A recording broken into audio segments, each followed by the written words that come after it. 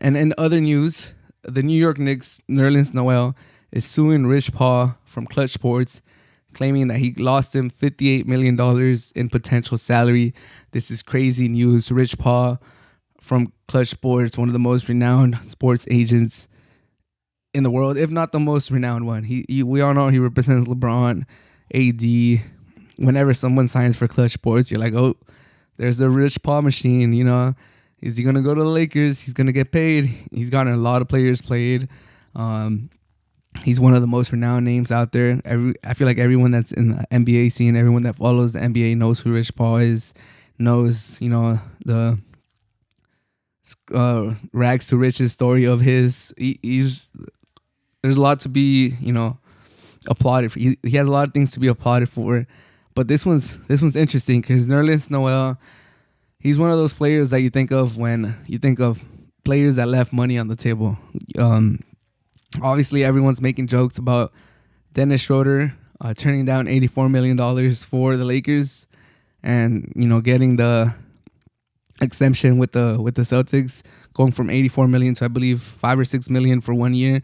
It's just crazy how much money he left. Oladipo is another one that's left money on the table. Mohammed from the Timberwolves was another one. But Nerlens Noel, he was another one. The Mavs offered him $84 million, I believe, in 2017, and he turned it down. Basically, in this lawsuit, he's claiming that Rich Paul didn't pay attention to him. He basically went down the pecking order of the players that he was representing, and he's saying that he gave him bad advice, and it cost him basically $54 million. So he was offered a 4-year, $70 million deal by the Mavericks, and Nerlens Noel rejected it because Rich Paul told him not to. And then after that, he didn't play that well the next year, and basically he never saw another offer like that. He was Schroeder before Schroeder in simple terms. But I think Schroeder betted on himself. I don't know if his agent told him. I haven't read up on it too much. But I think Schroeder was the one that was like, nah, I'm worth more than this. In Noel's case, it looks like it was Rich Paul, the one that was consulting him, telling him that he was a $100 million player, that he should not take that offer. And it cost him. He ended up signing a one year qualifying offer for $4.1 million. And he broke his thumb that season. He only played 42 games. His numbers dropped. And he didn't resign with the Dallas Mavericks. Ended up with OKC. And league minimum $3.7 million as a backup. And after that, he went to the Knicks. Last year, he actually played really good with the Knicks. And I think he earned himself some money. Let me look it up real quick. I should have had this. I apologize. But let's see. I think 3 years, $27 million. So good for him. He finally got some of that money. Not the same as what he would have gotten before without Rich Paul. But he did get his money.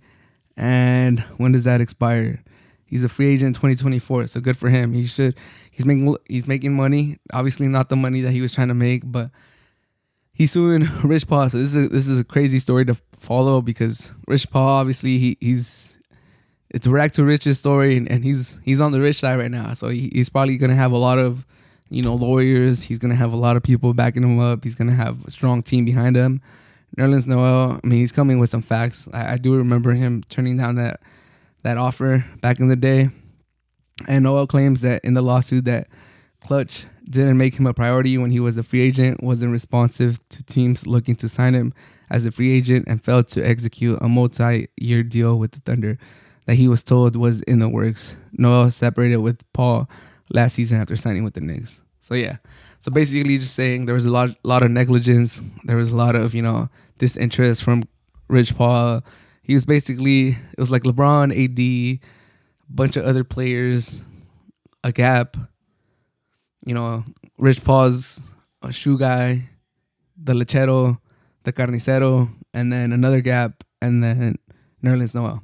That's basically what he's saying. He was like, I was down in the pecking order. You didn't really care about me. You didn't take me as your client seriously. And in the NBA, when Your agent's supposed to be on top of things. He's supposed to be the guy that it's working for you, is working to get money, is working to getting you paid. You're supposed to be able to be a player that just focuses on the game. You shouldn't have to worry about, reading a contract, calling teams, looking to get you signed, looking to get yourself money. Like, there is cases of players representing themselves, but for the most part, players like to have their agent do all the talking so that they could just focus on their game. So if Nerlens Noel is right, if he's able to prove this, we'll see. I don't think they specified him out for how much he's suing it, but this is a crazy story, man.